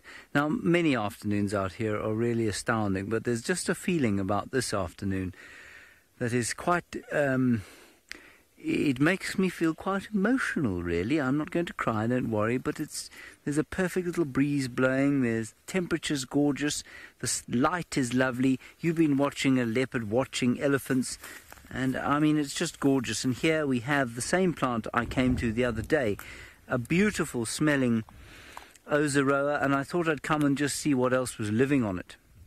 And what we've got there is a netwing beetle. Can you see it there, Senzo? There you can see the little netwing beetle. And most of the sort of crab spiders seem to have disappeared, although as I start to look more closely, I'm starting to see little spiders all over this plant. And the other thing we saw on the way here, which I thought I'd mention, because it might touch a nerve or ring a bell with some of you. Let's look at the next thing, Sens. I'm going to let this one go. Is a flower growing out of the middle of the road. So obviously the roads here are not paved, they're just little tracks that we drive along. But I always remember when I was living in the cities how inspired I used to feel by plants that grew up through the paving, grass and that sort of thing, because it just showed how temporary our human effects on the earth are, and that eventually nature will take over when we are long gone. And that just reminded me of that. This is called a fruit chaffer, and they come in all sorts of amazing colours and sizes, these fellows, the most magnificent being the regal fruit chaffer, which is green and white. This one's a bit of a bog standard fruit chaffer. The smell is fantastic. Albeit you say this plant looks like candy corn. It does rather, doesn't it? It smells exactly like jasmine. I feel taken back to my childhood in August and September, when the long Johannesburg winter came to an end and we used to go to the mountains. And there was an enormous sort of creeper of this stuff hanging down the side of the building of the place we used to go in the mountains. And it was always at the end of August, just as spring was starting. And this is exactly what it smelled like. Magnificent. So if you missed the name, it's called Ozaroa spherocarpa. Or otherwise, it is called a, what's it, resin bush, currant resin. And Regina, you say you completely Identify with what I'm saying. When you visited the Sabi Sands, the summer afternoons reminded you of warm, carefree childhood summer afternoons. Well, that's exactly how I feel. Look at this magnificent little spider. Oh my goodness, he is phenomenal. Did you see him, Sens? He's over here. Just there. You see him? He's the colour of toffee. He's a toffee-coloured spider. No idea what kind of spider he is. Very difficult for Sens all this because, of course, he's waving around the place in the wind.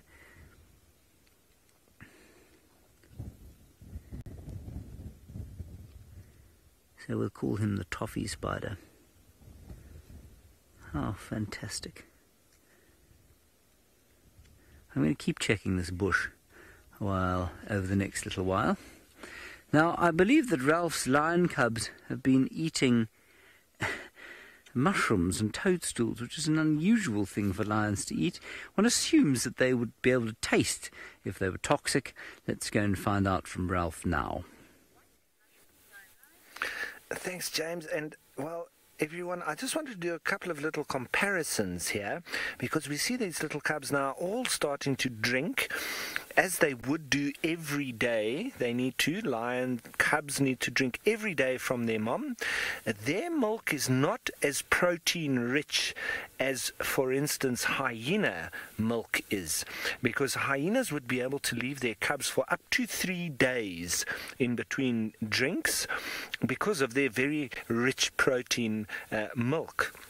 Now, another difference that I want to also talk about is we see with the lions, now it's a little bit difficult with them being flat like this, but they've got that very white colour underneath their eye, and that assists them when they are hunting at night to be able to reflect all the light into the eye.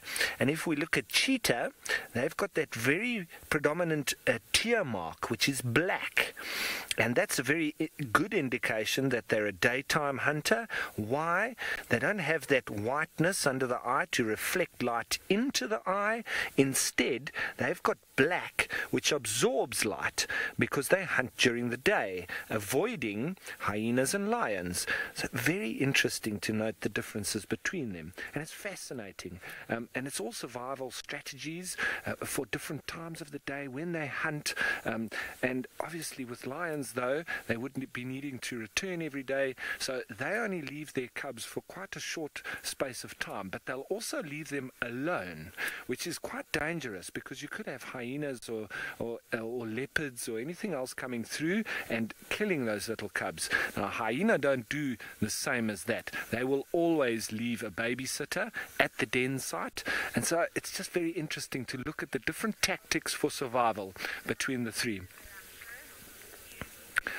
Now, I just want to say goodbye to all the viewers on the different platforms. It is time for you to leave us, but if you do want to continue watching Safari Live, remember just to Google Safari Live and you'll be able to watch it on many different platforms, but mainly on YouTube. So bye for now, and we'll continue with the rest of the viewers in a minute. Now, look out over there. They're just sitting up a little bit. The little cubs are still drinking from mummy.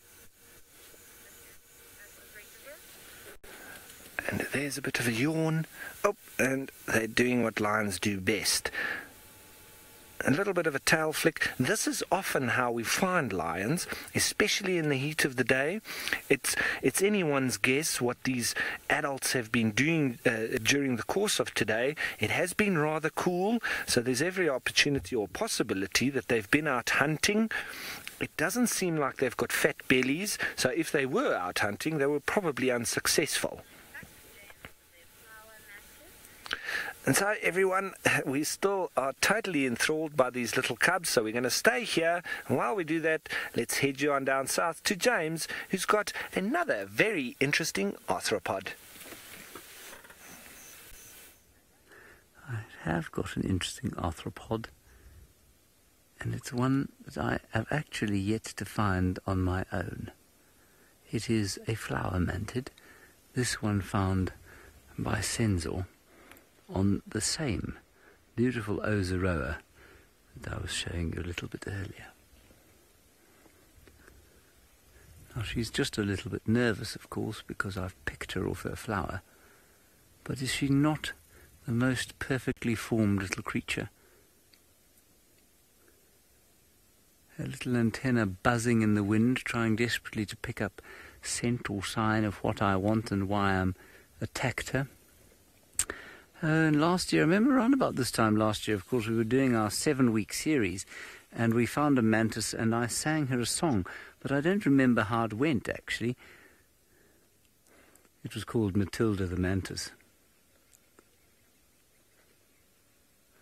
I was hoping that Kirsten in the final control would sing it back to me, but she won't. She says she doesn't remember it. All right, this Matilda can go back now. We're going to start making our way slowly back towards the waterhole at Djuma, simply because we think maybe the elephants will come down to have a drink and something will come down there to have a drink. While we do that, Hosana apparently is looking for something in a hole. He is indeed. He's back to the hole where we first started after a bit of a rest in the shade and is quizzically looking down into that little erosion gully once again and hoping that whatever it is going to pop out. I somehow fear that... Oh, there we go. What has he got? Has he got it? It looks like he's kind of trying to get his paw in there. If it's a monitor lizard, he's going to get himself into trouble at some point because it's going to hurt if that monitor bites him on the nose. But let's see, maybe he pulls something out. You never know with Hosana. He is able to do all kinds of things. He's a bit like a magician and pulling rabbits out hats. He kind of is able to get in there. I wonder if he's got... No, still kind of trying to get in. He's got his nose deep inside that gully and his paw is going in as well. I just don't think he can reach whatever it is.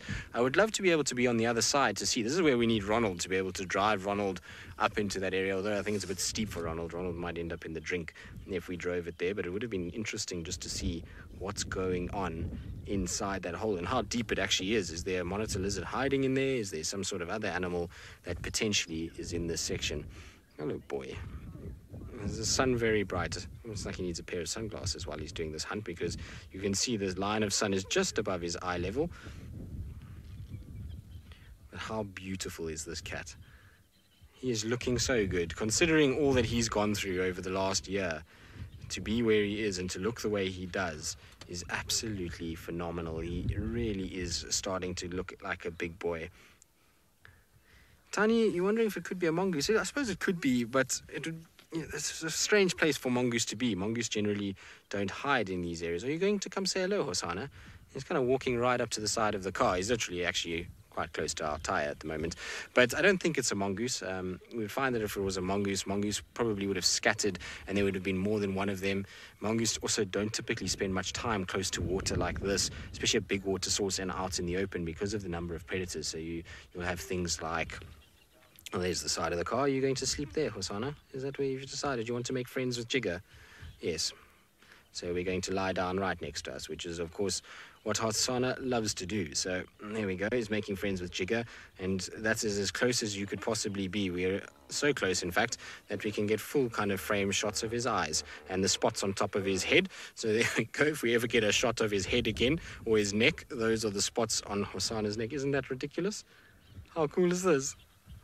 Hosana, are you happy there? I can't even actually see him with the naked eye. That's how close he is. He's literally lying right next to our left-hand tire. He's about, not even, I would say, 50 centimeters away from us. So there you go. You can see there, and even his feet are being cut off on the side of the car from where the camera is, and the camera points pretty much straight down. It is very cool to see. He's obviously missed VM and wants to come and say hello just to see how VM's been doing. And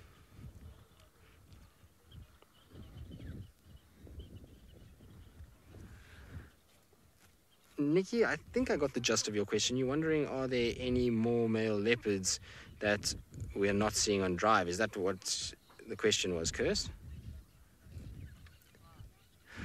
So yes, there are more male leopards that we're not seeing on drive. Many, many male leopards that we do not see on drive. But in the immediate vicinity that we're in, there is a male called Umfukazi, which is a male that is seen on Buffelshoek and has been seen on Simbambili, who looks like a slightly older individual. Then there's Anderson, who is to the west of us.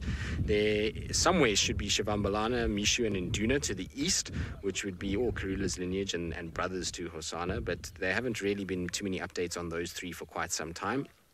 To the south of us, we've got Kunyuma, which is again a brother of Hosana. So Karula's boys have really done well. They're kind of all in this section. So Kunyuma's to the south of us, known as Senegal Bushmale, where he is. And then there's a number of males on Singita, Londolozi, Mala, all to the sort of south and west of us, all over the place. So there's a number of different males that we don't see on live drives, but in our immediate vicinity, we've pretty much seen most of them.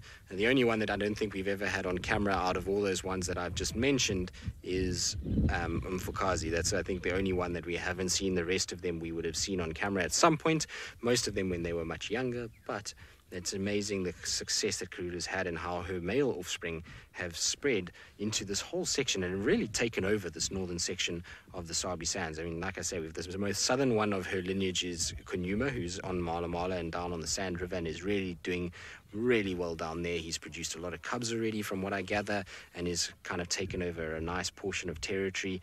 And then you've got obviously Shivambalana, Mishu, and Duna that pushed into the Kruger National Park to the east. There's Quarantine, there's obviously Hosana that is doing really well at the moment. And so she's really kind of produced great males that have become incredible individuals and very, very pretty individuals too. And so I hope Hosana is going to be another one like Quarantine or Kunyuma that settles in an area where we'll still be able to follow him. But look at how beautiful those rosettes are. That is why one of the reasons why leopards are my favorite is to be able to see those markings and kind of see it ghosting through the bush is always an absolute privilege. And to see one this close that we can literally zoom up to a single rosette is absolutely phenomenal. So there's a couple of other. How cool is that? We always got every single little hair in amongst the rosettes. Very special. Hosana, you are a very trusting cat. This is the reason why people love Hosana, and this is it, is that he's just so relaxed and so just giving in terms of the amount of amazing things we've had from him already in such a short space of time. Now, Judy, you say he knows who his friends are. Well, I would hope so. It was quite interesting because when we arrived here, and it almost seemed like the same thing this morning with James. When James arrived, he was kind of just curled up, sitting there as if to say, James, where have you been? I was here on time and you were late this morning. Why weren't you here on time? And then, we came here this afternoon and we literally drove up onto the dam wall and he was standing at attention. He was literally up and looking over the dam wall as if to say, who's here? I want to see who it is. Is it anybody that I know? And I wonder if he senses some sort of, I don't know, that he gets some sort of recognition in us and our vehicles and the fact that he's followed them and that we've kind of been a part of his life ever since the beginning, that maybe that's why he's just so kind of relaxed, and when he sees these vehicles coming he just feels at ease or knows that we're coming. I don't know, it's an interesting situation. They are intelligent animals and I think we should give them far more credit than we do. Now, Susie, you want to hop down and try and just take off all the ticks that are on him. I know, Susie, it's never nice when there's a few ticks on a cat, but it is part of life, particularly in the summer months after a bit of rain. We do get a lot of ticks, and that's why you've seen a lot on the Inkuhumas, and even Hosana has got a few ticks on him, but he'll be able to clean them off. They are really good at grooming themselves. Leopard are meticulous about it. They take a lot of time, and we saw this morning how he was able to scratch them off. Right, now I believe I need to send you across to Noel, who's got a beautiful landscape to show you. We've got a beautiful landscape with a nice bright blue sky and some teeny tiny puffy white clouds. A beautiful breeze is coming through. And we are sitting here waiting for a big herd of buffalo. We caught a quick glimpse of them. They're still just over our northern boundary, but they're moving in our general direction. So basically what we've done is we've parked ourselves so that we can see all the way around for when they come out. And there's a sort of drainage line that's just in the back here, and I can hear the oxpeckers that are going. So they're on their way. And it would be nice for us to see some buffalo. It would be also nice for them to move over back into the Juma property, and possibly for then the Inkuhuma Pride to come back and join us back on Juma. They've gone to the west, and we would like to have them back here so that we can see them. Now, it's a little bit of a waiting game, but I think that they will pop up in the next few minutes or so if they behave accordingly. And I think while we're waiting here, let's head on up to Ralph with his cute little lion cubs and see what they are up to.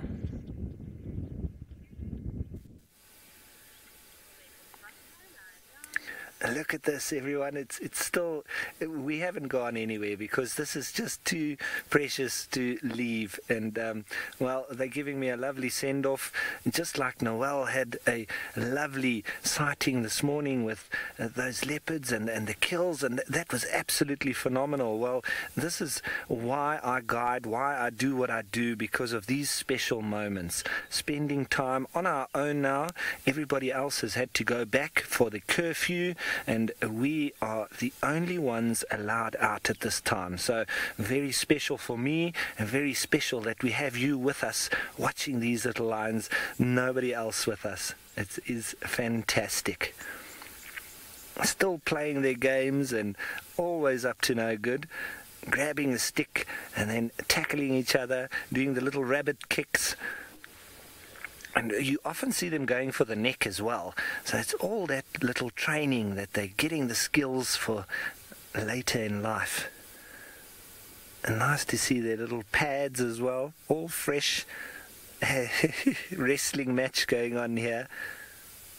And it is too cute as well because they play for a while and then, oops, they go to sleep. It's really like little children. They play, sleep, and then wake up, play.